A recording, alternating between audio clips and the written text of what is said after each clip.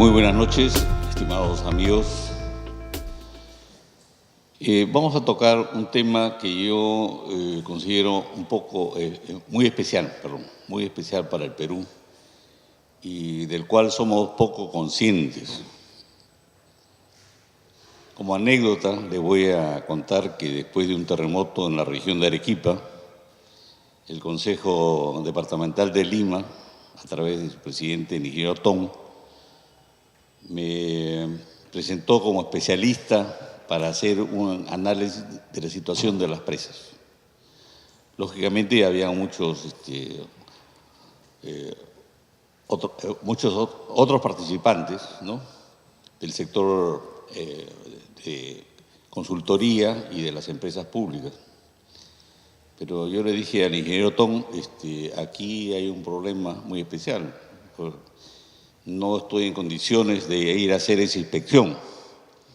Y me dijo, ¿por qué? Tú eres especialista, deberías conocer. Le digo, no es el problema si conozco o no conozco, si conozco mucho o poco, sino el problema es de que para hacer una inspección de presas se requiere un trabajo previo, continuo y de calidad para saber exactamente si la estructura se está comportando como debería comportarse.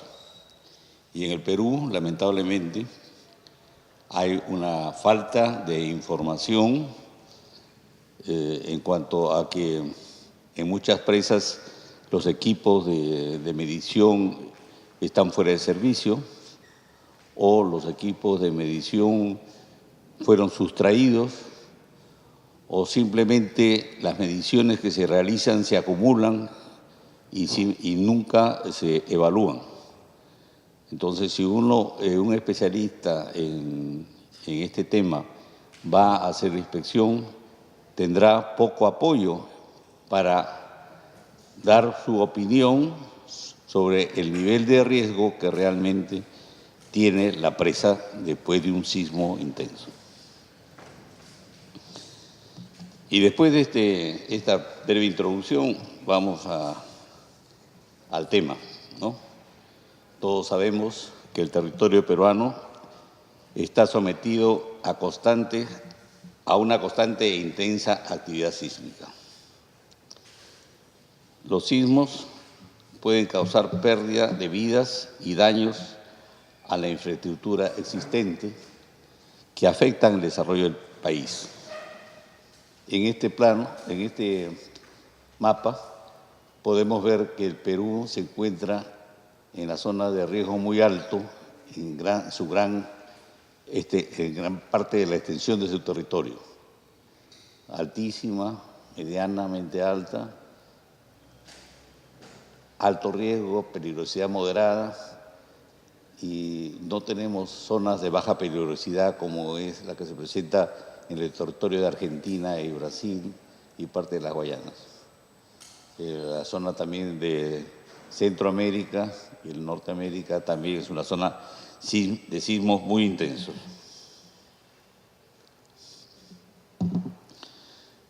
Para disminuir los efectos del sismo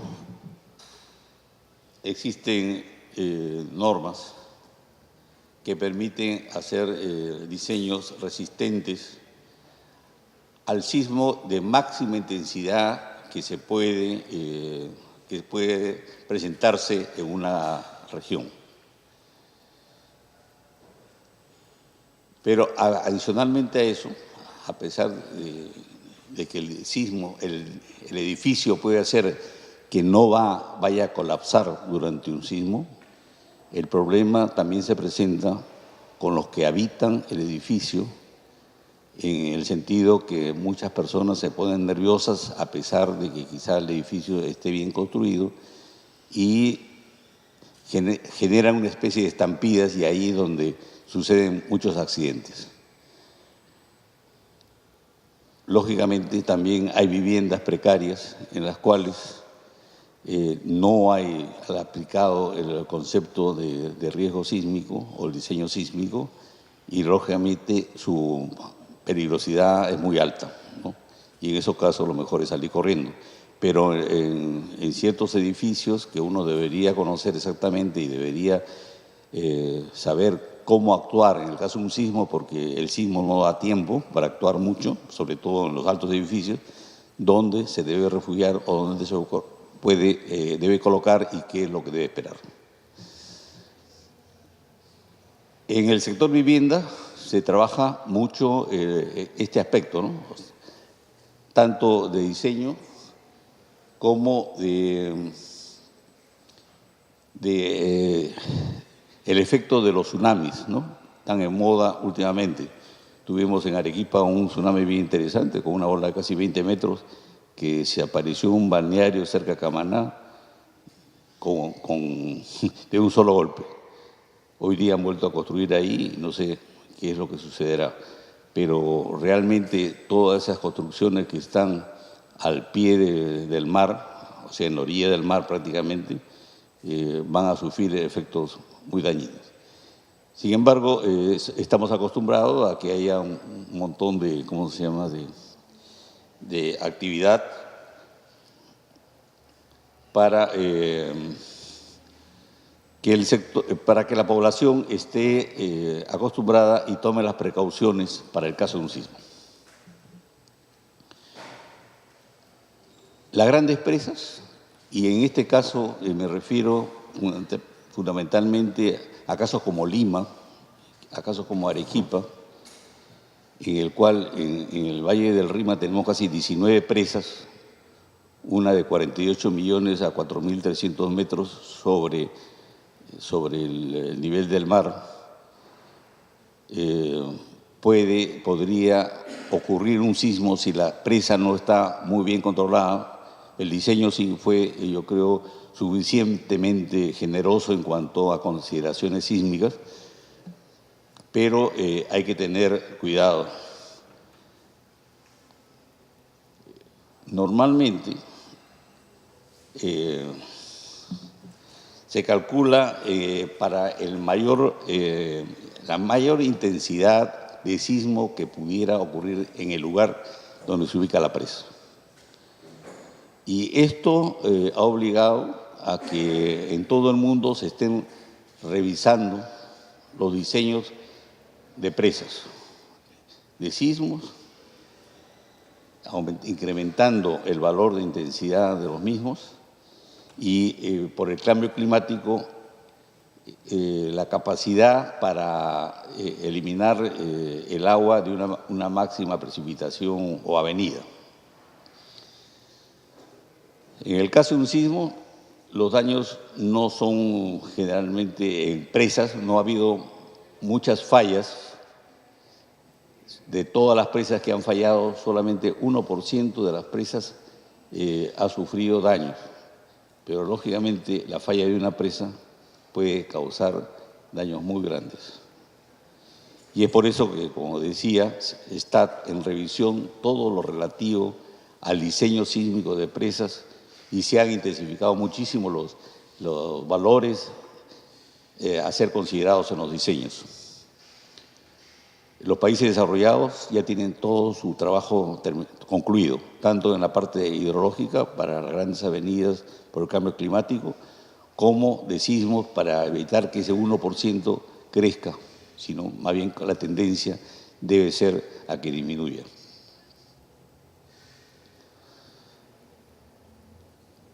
Los sismos, como sabemos, ocurren sin advertencias y pueden originar en las presas fallas en forma inmediata o sucesivamente como producto de las réplicas. O sea, el primer sismo de repente no generó un problema, pero sí comenzó a una desestabilización de la estructura y las réplicas, que pueden ser de una cierta intensidad, pueden finalmente agravar el problema.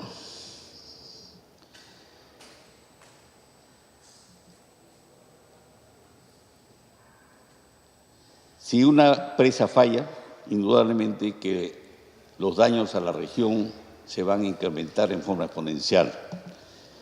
Porque, por ejemplo, hablemos del caso del río, de la cuenca del Rímac. Si fallara la presa de Lluranmayo y estuviera llena, son 48 millones de metros cúbicos que correrían por el estrecho valle del Rímac con un volumen con una velocidad altísima y con una capacidad destructiva enorme. Eso sería una gran tragedia y por eso hace algunos años, cuando hubo una comisión del Congreso que fue a inspeccionar la presa, no a inspeccionar sino a reconocer la presa, verificó que había agua que drenaba por unas galerías construidas que dijeron que eran galerías de drenaje. La presa de Lluramayo estaba diseñada para soportar hasta 500 litros por segundo de filtraciones. Y en realidad hasta la fecha no ha pasado de los 150 a 180 litros por segundo. Pero indudablemente que entre los políticos y los periodistas empezaron a hacer un comentario de que la presa se encontraba en serias dificultades. El INADE nos consultó al comité y nosotros hicimos una visita de inspección, como después le voy a reseñar sobre cómo se debe verificar el estado de peligrosidad en cuanto a la estabilidad de la presa. Y lo primero fue poner calma a la población y a los políticos de que la presa estaba funcionando dentro de los parámetros y que no había producido ningún asentamiento ni ningún desfasamiento. Pero sí encontramos, por ejemplo, de que habían instrumentos que no estaban bien calibrados, o algunos que estaban fallados, o otros que no habían sido instalados.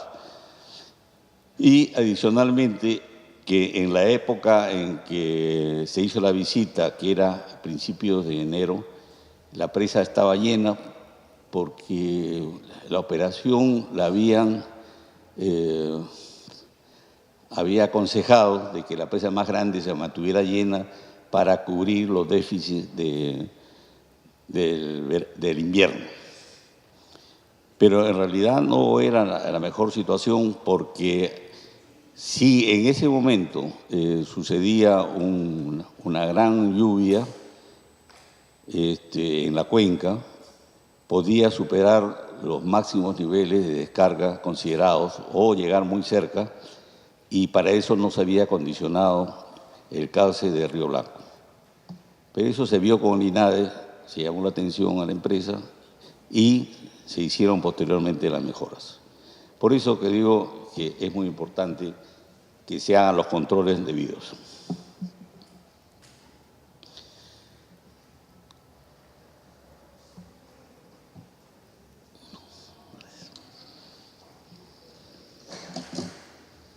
Es muy importante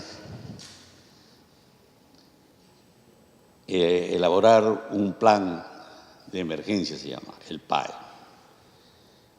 El PAE debe ser un plan de emergencia para todas las presas, cada una tiene sus puntos débiles e indudablemente debe saberse cómo atacar el problema en el momento oportuno.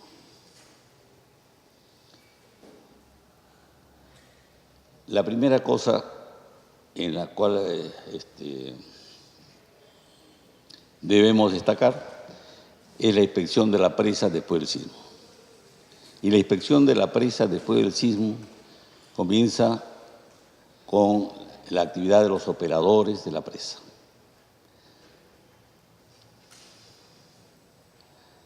Esta primera inspección es muy importante porque así esta gente podrá poner en conocimiento a los expertos que se encuentran en el centro de operaciones sobre la situación y en caso de alguna acción manifestar lo que ellos piensan y segundo recibir instrucciones, porque hasta que se desplacen los expertos a la zona de la presa puede transcurrir algún tiempo.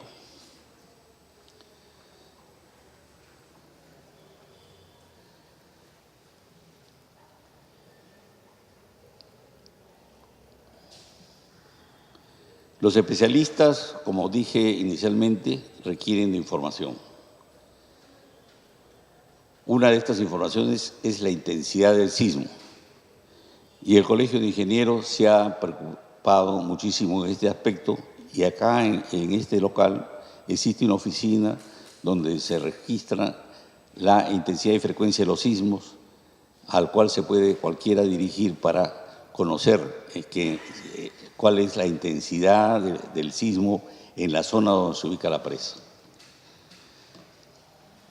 El reporte de los operadores inicialmente es indudablemente muy importante. Esto se refiere fundamentalmente a la primera información, que si es una presa de tierra, por ejemplo, los operadores verificarán si hay incremento en los sistemas de drenaje y si estas filtraciones se producen con aguas limpias o aguas turbias, porque en el caso de aguas turbias se puede deducir que hay un proceso de erosión interna muy peligroso. También otro aspecto importante es verificar cómo están los taludes del vaso. Los taludes del vaso pueden a veces correrse y caer sobre el embalse. Ha habido, afortunadamente en el Perú no ha habido este caso, pero en el año 63 hubo un gran deslizamiento en la presa del Bayón, en Italia. Este deslizamiento alcanzó a los 150 millones de metros cúbicos y cayó sobre la presa que estaba totalmente llena, desplazó el agua embalsada que cayó 2.000 metros abajo sobre una población y mató a todos los habitantes. Más de 5.000 muertos en una sola acción de ese tipo. La otra cosa, en este caso, los corrimientos de los taludes puede afectar a las obras de vertimiento. Y entonces el margen libre va a disminuirse. Y en el tercer lugar, hay los problemas de verificar si el agua que llega a la presa continúa en forma normal o simplemente ha disminuido drásticamente, lo que da indicios de que hay un problema de geodinámica externa, aguas arriba, y eso podría generar acumulamiento de agua y después rotura violenta del embalse que pudiera afectarlo.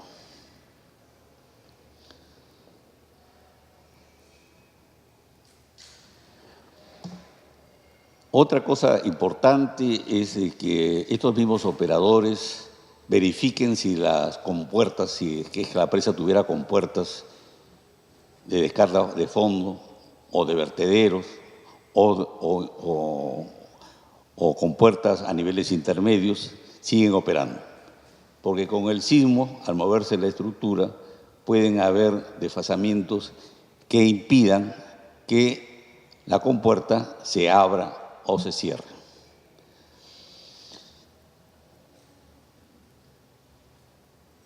Es muy importante para los expertos que van a ir a la zona saber las condiciones de los sistemas de comunicaciones, ¿no?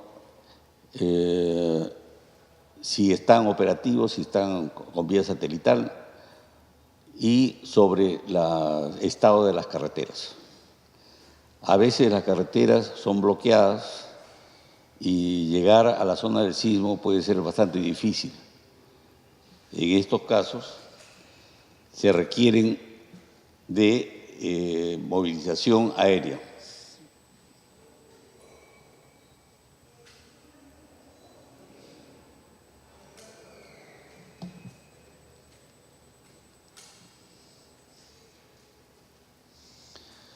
La movilización aérea generalmente se hace con helicópteros y a pesar que en nuestro territorio tenemos presas que están hasta 5.000 metros y a esas alturas a veces los helicópteros son pocos los que llegan con un transporte efectivo de personal y ayuda,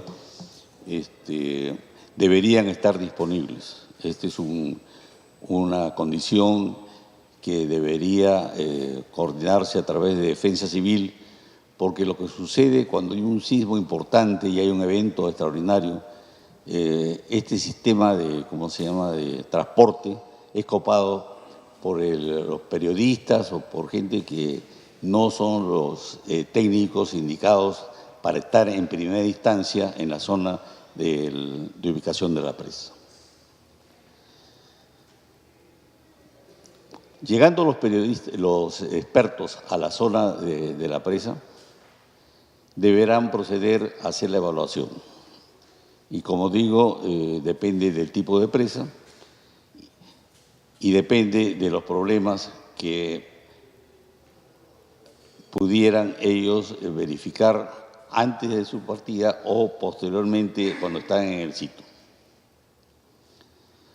La información básica que van a revisar es la que han continuado recogiendo los operadores.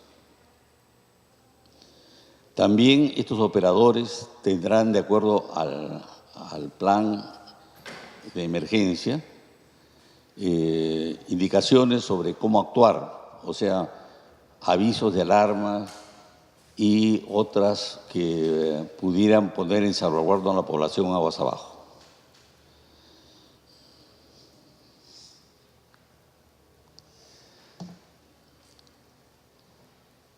Las presas pueden ser básicamente de dos tipos, las presas de concreto y las presas de material suelto.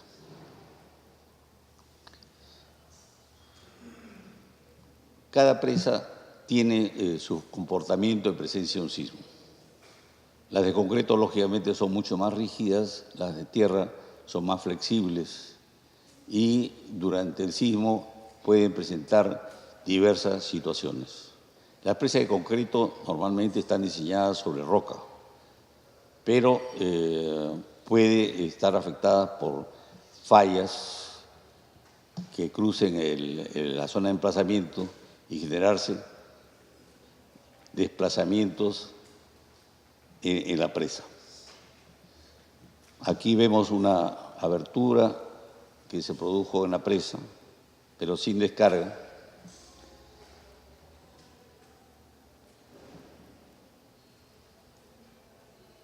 Y adicionalmente, a lo largo de todo el desarrollo de la presa, pueden presentarse filtraciones a través de las juntas, porque las presas de concreto, que generalmente son construidas en bloques, fuera de aquellas que son una gran masa, como la presa de concreto rodillado, etc., pueden generar aberturas y se inician las filtraciones.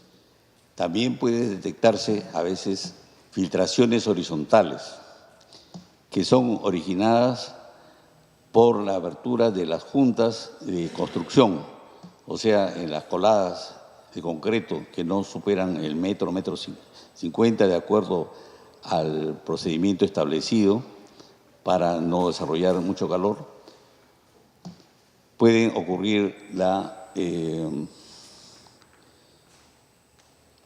presencia de filtraciones.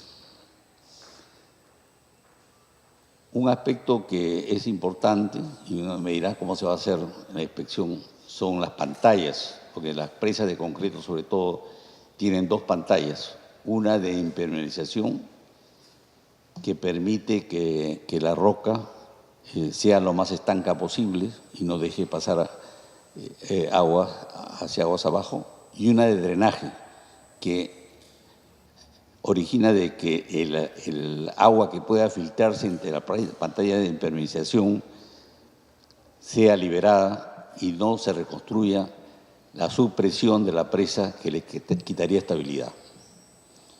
Y aquí les voy a contar un ejemplo. A mí me dieron un encargo de inspeccionar una presa de concreto bastante grande y al entrar a la galería perimetral donde se ubican todos los sistemas de control y la los drenajes, o sea, la salida de la cortina de drenaje, me di cuenta de que todo no drenaba nada. Entonces le pregunté, ¿y qué pasó acá? Ah, no, ya se solucionó el problema. Ya no bota, hace algunos años que ya no sale más agua. Yo le dije, pues estás poniendo la presa en grave peligro, porque la supresión va a generar que esté muy cerca del valor de falla de la presa por corrimiento. O sea, le quita peso, lógicamente la pantalla de drenaje sirve para cortar esa supresión, y si sinceramente no funciona, pues está reconstituyendo una presa que no tiene ese factor de seguridad. El factor de seguridad puede descender tanto que algunas presas se han movido por ese motivo, ¿no? Pero por eso también hay trucos en los diseños, aun cuando el problema de las cortinas de drenaje deben ser siempre supervisados y controlados, de que estén funcionando, y en el caso de que no funcione, se debe proceder a reperforar la cortina y dejarla en condiciones lo más cercano a las condiciones originales. Las compuertas, como dije antes, también son importantes, ¿no? Sobre todo aquellas presas que tienen compuertas muy grandes, de 8 por 4 metros, 8 por 5 metros, y si se traban y hubiera algún problema aguas arriba y no pudieran evacuar el agua adecuadamente, podría ser el agua sobrepasar el nivel de coronamiento.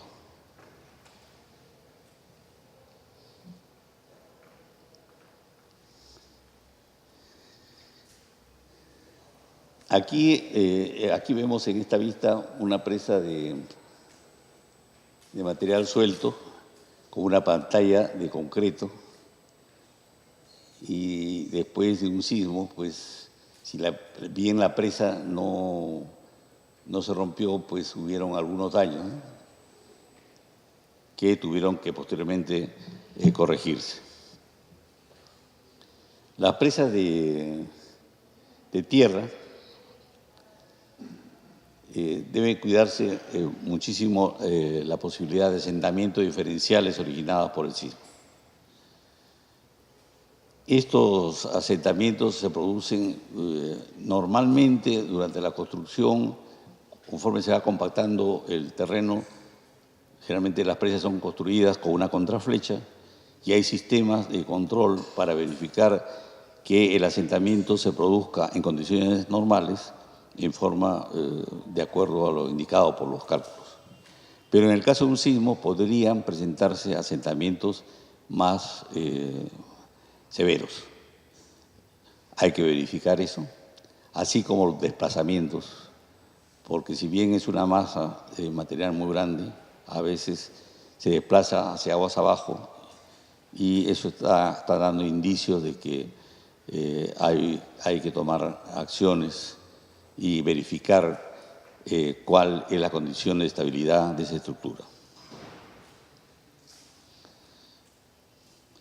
Los afloramientos de agua no solamente hay que verificarlos en los sistemas de drenaje, sino también hay veces que después de un sismo se verifica afloramientos al pie de la presa. ¿Por qué es importante? Porque hay que analizar, recurriendo a la información geológica y las investigaciones realizadas en la etapa constructiva, de por qué se puede haber originado ese afloramiento de aguas en la posición que señalo.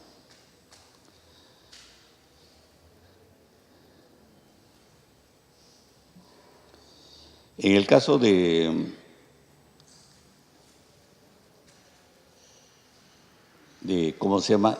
problemas de geodinámica externa, para ambos casos es importante el que controlar de que el efecto de la rotura de ese dique natural que se ha formado no cause problemas. Los problemas van a ser más serios en una presa de tierra si es que hay overtopping, o sea, si pasa por encima de la coronación, porque producía gran erosión, y por eso deben estar preparados para tomar acciones como podría ser la de vaciar la presa con el ritmo establecido. No se puede vaciar una presa de golpe, ¿no? Porque hay una velocidad de descenso del espejo de aguas en relación a la estabilidad de los taludes, sobre todo cuando son taludes de material suelto. Pero con toda esta información se pueden tomar medidas o avisar a la población sobre todo cuáles son los riesgos que corren y qué es lo que deben hacer. Después de muchos años, estoy hablando desde el año 92, en que el Comité Peruano para reiniciar actividades, decidió de elaborar un reglamento de presas. No digo que sea un mal de país, sino que en Sudamérica hoy día solamente un país, que es Brasil, tiene su reglamento aprobado. Y lo interesante y curioso es que este reglamento se basó en el primer estudio que hicimos, o el primer proyecto de reglamento que preparamos y expusimos en una reunión de los comités de las Américas, en la cual presentábamos un proyecto de reglamento que se basaba fundamentalmente en la experiencia mundial en cuanto a reglamentos de seguridad y diseño de presas.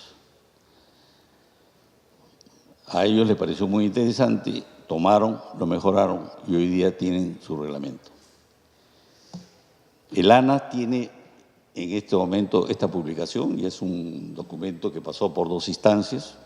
Primero el INADE, que hizo el primer desarrollo adicional con participación de todos los sectores y que quedó en la aprobación final porque requería de un decreto supremo que autorizara al INADE a tomar el mando en el control de las presas, tanto de diseño como de seguridad. Este reglamento está a la espera de un decreto supremo para la creación multisectorial de seguridad de presas. Y se requiere una comisión multisectorial porque simplemente en este momento las presas, cada sector las maneja de acuerdo a su mejor criterio. Y yo creo que como en todo, y más en este tipo de actividades, debe haber un solo organismo que ponga los requerimientos de seguridad. Allí participarán los representantes de todos los sectores, como participó, como digo, en la época del INADE, para la elaboración del proyecto que elevó el INADE y en el cual se basa en gran parte este mismo. O sea, no es que un sector tenga preponderancia sobre otro. Todos los sectores deben analizar, plantear su problemática y, sinceramente, tomar un acuerdo. Y no solamente hablo de las presas de agua, o sea, para el almacenamiento de agua, sino de las presas de relaves. Las presas de relaves se han presentado muchos casos de rotura y el material que almacenan generalmente tienen muchos tóxicos que dañan el medio ambiente. Ahora mismo creo que acaba de haber una rotura en una presa de relave y, bueno, no sé, sabremos por los periódicos o no lo sabremos de qué cosa es lo que se produjo. Pero es importante que este encargo del ANA ser la responsable del manejo del agua en el país, se extienda también a este sector minería que está generando mucha reacción de parte de la población, incluso para su propio desarrollo.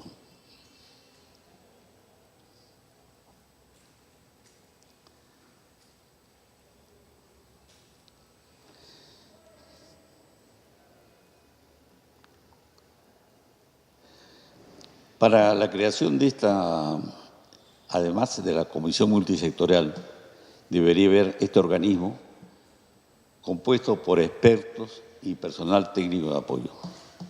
Muchos van a pensar que estoy fomentando la burocracia, pero no, es una acción necesaria.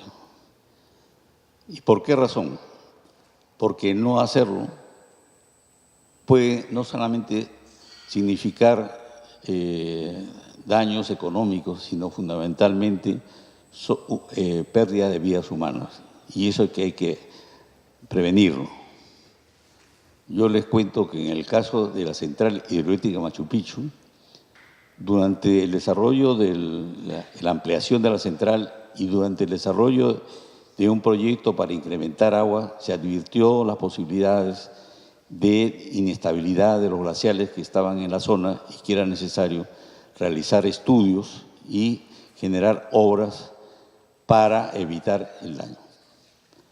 Los estudios seguramente, teniendo en el Perú una magnífica organización que es Seguridad de Lagunas, que nació en la tierra de aquí de mi amigo Cifuentes, en Ancash, generó, digamos, defender el valle contra toda la cantidad de aluviones que se estaban generando. Y esa misma organización pudo trabajar a nivel nacional y pudo haber hecho el estudio y seguramente hubiera recomendado qué hacer con las lagunas que existían al pie del Salcantay, ¿no? Vaciándolas o haciendo obras que las estabilizaran. ¿Cuánto hubiera significado el estudio? Quizá 300, 500 mil dólares. Y las obras, como las obras que se hicieron en el Callejón de Huaylas, seguramente no hubieran costado más de 2 millones de dólares. ¿Qué significó no hacerlo? Significó que se produjera este gran aluvión con un volumen de casi 25 millones de metros cúbicos, que sacó fuera de servicio la central por casi más de 3 años y que destruyó vías de comunicación, de acceso, el ferrocarril que existía y sobre todo dejar de producir durante 3 años la energía que pudo estar operativa en ese momento. O sea, si uno se pone a pensar que posiblemente las obras costaron 200 millones y hoy día generan una condición de operación de la central bien especial porque el túnel de descarga está sumergido a 70 metros bajo el espejo de agua del río hoy día por sobre la sobreelevación que generó el derrumbe de la Obamba. Creo que hubiera sido una buena inversión. Y sobre todo que tendríamos el conocimiento de que nuestro territorio está seguro y nuestras obras están seguras y sobre todo que nuestra población, nuestra infraestructura de desarrollo está segura.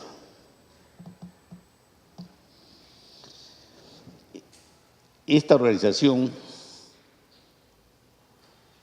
no es que haría el trabajo físico de control de las presas, sino es una organización de expertos y técnicos especialistas que van a ver la información recopilada por los dueños de las presas que están obligados a hacer los controles.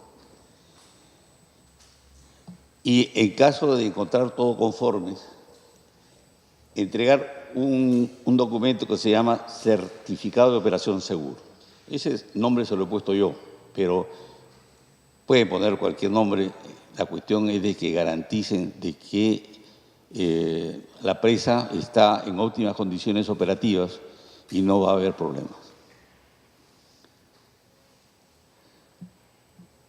¿Cada cuánto tiempo se hacen estos? O sea, el comité, ¿cada cuánto tiempo se reúne para hacer estas evaluaciones? Bueno, cada presa debe ser examinado, debe tener su certificado cada 3 o 5 años.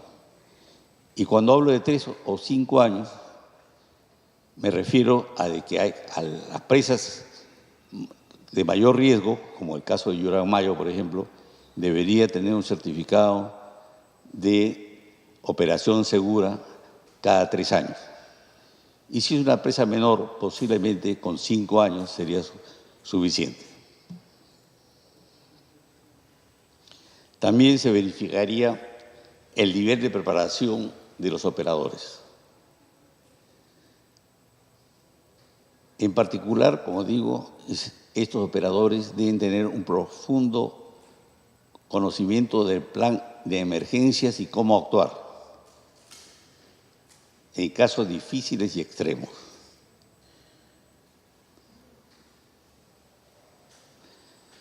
Con esta información, como digo, el experto puede dar una opinión. La presa ha sido controlada por gente que conoce su negocio, que sabe actuar y ha actuado en forma correcta durante el sismo y que, consecuentemente, las acciones que se deberán emprender tendrán un buen fundamento. Porque yo les digo, aquí en el Perú estamos acostumbrados que todo lo que es estadística no se le da la atención del caso, en el sentido de que muchos creen que, por ejemplo, en el caso de hidrología, que aforar un río o medir la intensidad de una precipitación es un juego. Y a mí me correspondió hacer una experiencia interesante. Primero, en el caso de una estación pluviométrica, encontrarme en el mes de agosto que ya me entregaban las planillas del mes de septiembre. Y pregunté, ¿por qué me entregan la planilla de septiembre? La señora que vivía en el lugar me dijo que mi marido está de vacaciones hasta el mes de septiembre y ya dejó preparado todas las planillas. Bueno, sucede. Y en el caso de una estación de aforo, me encontré con otro que me decía, yo le decía, ¿y ha llevado a calibrar los instrumentos? Y me dijo, ¿para qué? Aquí nosotros lo calibramos maravillosamente bien. Si se golpea con una piedra y se rompe la hélice, no, yo mismo soy soldador y lo arreglo. Y me mostró la hélice de su correntómetro. Dije, pero esas cosas no se hacen, hay que llevar, para eso hay un laboratorio, en el Laboratorio Nacional de Hidráulica hay un canal de calibración y es necesario e importante que usted conozca esos principios. Y así me encontré de que había buena intención y buena vocación de los observadores, pero a veces no tenían el fundamento básico de por qué trabajaban. Creían que era recoger numeritos y nada más. Yo creo que no hay que subestimar nunca la capacidad del técnico al cual se le encomienda este tipo de labores. Hay que explicarles cuál es la importancia, no solamente para registrar y para hacer buenos diseños, sino para la seguridad de su población, de su país.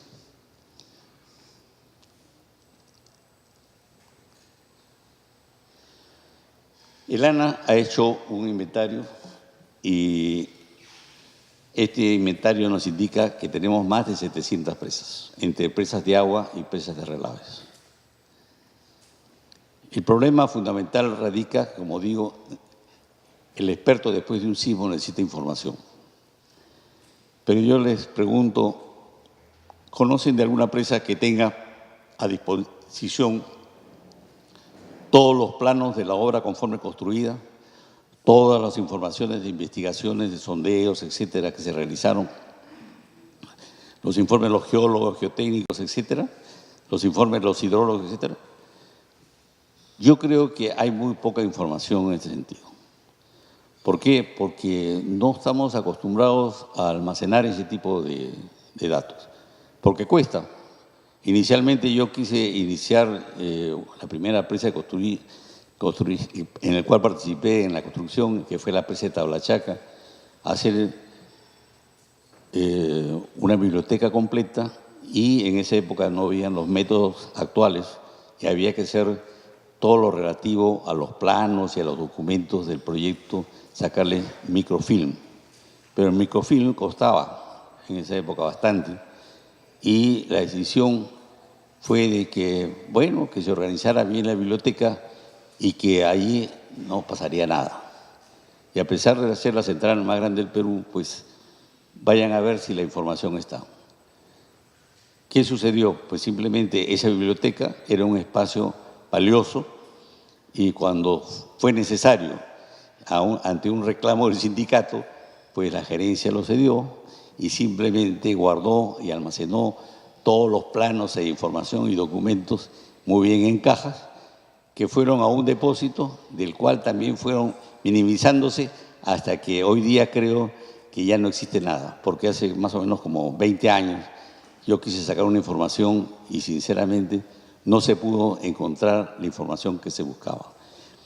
Y cada presa, cada informe de estos, de investigaciones geognósticas, informes geológicos, informes hidrológicos, informes sismológicos, etcétera, debe ser guardado porque es el valor, en gran parte el valor de la presa.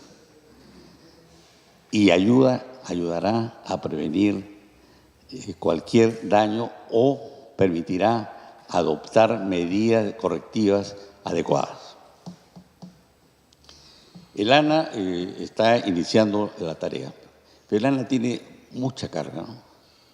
Y en realidad yo creo que su acción, a pesar de todo el trabajo, y estoy seguro de que se están matando para poder cumplir con el mandato que se le ha dado, ha comenzado lentamente con la instalación de instrumentos en las presas que más lo requieren.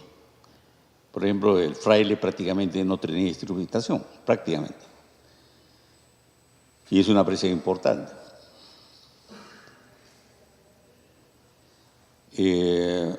Lo demás, o sea, ya la evaluación, la elaboración de los registros y evaluación del comportamiento de una presa para darle el certificado, yo creo que es una tarea muy importante de los ingenieros. Pero no es un curso de especialización, o sea, el diseño de presas en el Perú lo llevan muy pocos.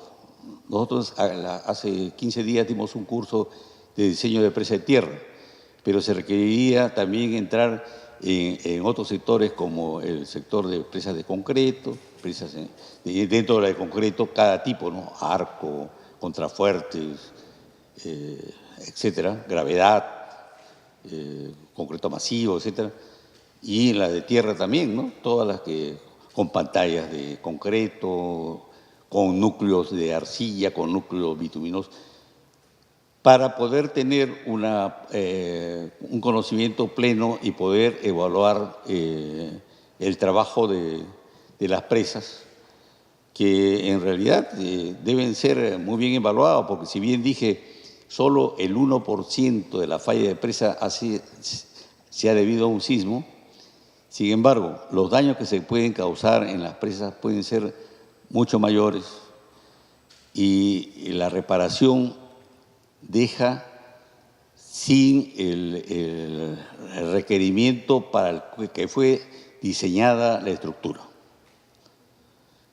Por ejemplo, yo hablé el mes pasado sobre entarquinamiento.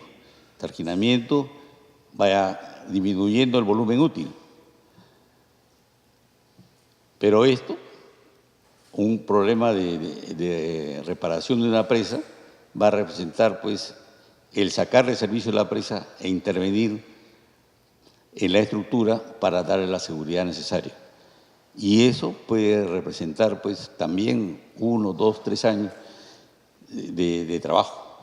Esperemos que en el Perú no se ha presentado ningún caso hasta el momento, pero puede suceder.